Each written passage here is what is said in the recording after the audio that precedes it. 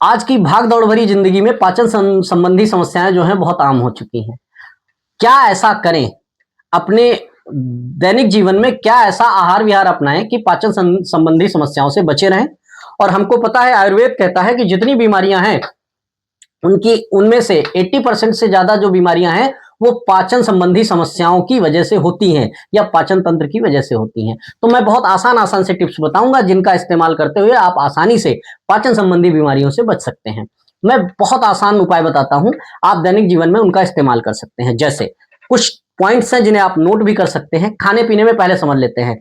Paneer, nonveg, तेल मसाला बहुत ज्यादा, मैदे से बनी चीजें, पैकेट वाली चीजें, बाहर का खाना अगर जरूरी ना हो तो आप अवॉइड करें। इन चीजों को कम इस्तेमाल करें। पनीर कम से कम इस्तेमाल करें, क्योंकि पहली बात तो असली नहीं है, दूसरी बात प्रोटीनेशियस डाइट है तो पेट खराब करती है। तो इन चीजों को खाने से बचें।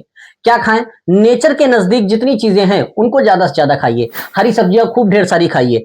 फल, अमरूद को छोड़कर बाकी आप खूब फल खा सकते हैं। अमरूद थोड़ा बहुत खा सकते हैं, लेकिन अमरूद के अलावा सारे फल आप खा सकते हैं। जूस, नियमित तौर पे 1 गिलास जूस पिए, जो भी आपको पसंद हो, उसमें कोई बाउंड्री नहीं। सलाद खूब खाएं, जो भी मौसम में आता हो आपका, खीरा, ककड़ी, मूली, गाजर, चुकंदर, टमाटर, प्याज, जो भी आप खा सकते हैं, सलाद खूब खाइए। पेट हमेशा आपका साफ रहेगा। दूसरी बात, आप हमेशा एक काम कर सकते हैं। अगर आपको पेट संबंधी कोई समस्या लगती है तो 15 दाने मखाने के, 15 दाने किशमिश के और 3 दाने अंजीर के 1 कटोरी पानी ले, रात को भिगा दे, सुबह चबा चबा के खा ले, पानी पी ले। अगर आपको उससे आराम लग रही है तो आप फिर सुबह भिगा दें, शाम को खा ले। ये कुछ दिन तक आप करेंगे तो जो बाउल हैबिट है वो भी आपकी रेगुलर हो जाएगी। आपका पाचन तंत्र स्वस्थ होगा, आपको अपच, गैस, कॉन्स्टिपेशन ऐसी समस्याओं से निजात मिलेगा। नियमित तौर पे टहलें। टहलना एक बहुत अच्छा व्यायाम है। अनुलोम विलोम कर सकते हैं या कोई योगा आसन जो भी आपको पसंद हो वो आप कर सकते हैं। खुलकर दोस्तों से, परिवार में बातचीत करें, हंसें, मुस्कुराएं, खुश रहें। तनाव ना लें, तनाव लेने से भी कॉन्स्टिपेशन होता है। रात में जागे नहीं। बहुत सारे लोग फोन देखते रहते हैं, जिससे 1-2 बजे रात तक जागते रहते हैं। लगातार जागने से, नींद कम होने की वजह से भी पेट खराब होता है और कई बार इसमें समस्या और बढ़ती है, तो आईबीएस जैसी समस्या भी धीरे धीरे जन्म लेने लगती है। तो सोने जागने का एक नियमित रूटीन बनाएं। दूसरी बात, खाने खाने का भी एक जो भोजन का समय है वो भी एक निर्धारित करें।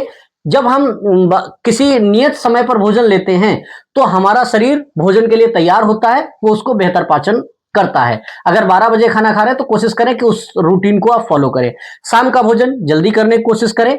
सूर्य के अस्त होने से पहले आप भोजन कर ले। कोशिश करें 5-6 बजे, 7:30 बजे, इसके बाद में आप भोजन ना करें। शाम का भोजन हमेशा हल्का रखें, क्योंकि आयुर्वेद भी कहता है कि सुबह के टाइम सबसे भारी भोजन करना चाहिए, गरिष्ठ, दोपहर में उससे हल्का करना चाहिए और शाम को बहुत हल्का करना चाहिए।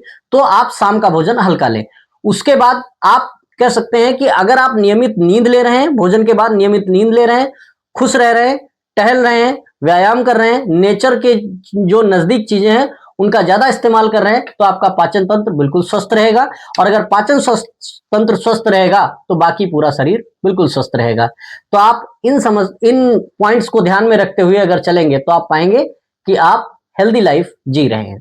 अगर आपके मन में कोई सवाल है या पाचन संबंधी किसी समस्या से पीड़ित हैं, अगर हम कुछ समस्याओं का नाम लें, जैसे अपच है, गैस बनना, कॉन्स्टिपेशन, आईबीएस, आईबीडी या मलद्वार से संबंधित कोई समस्या है, जैसे piles, fissure, fistula, pilonidal sinus, proctitis, ऐसी किसी समस्या से आप पीड़ित हैं, लंबे समय से पीड़ित हैं, बहुत सारी दवाएं भी खा ली हैं लेकिन आपको आराम नहीं मिल रही, तो आप नीचे दिए गए नंबर पर हमें कांटेक्ट कर सकते हैं, अपॉइंटमेंट ले सकते हैं और मिल सकते हैं। मैं आपको विश्वास दिला सकता हूं कि इन सारी समस्याओं को दवाओं के माध्यम से ही आसानी से ठीक किया जा सकता है। कुछ दवाओं के माध्यम से, कुछ योगा व्यायाम, कुछ कह सकते हैं चीजों का परहेज अगर आप करेंगे तो आप पाएंगे कि इन सारी समस्याओं को बहुत आसानी से ठीक किया जा सकता है। Thank you.